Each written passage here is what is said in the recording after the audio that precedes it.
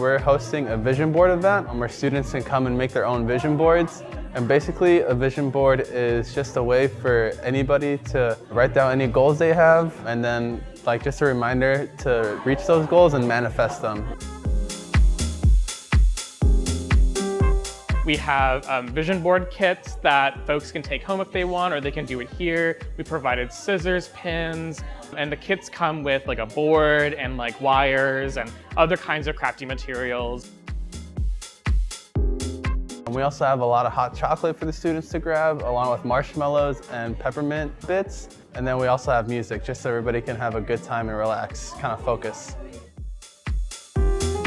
So my goals for 2023 are definitely to travel more, do better academically, be more healthy, start going to the gym. I want to read more, exercise more. A lot might happen this year, so I'm just really excited about it.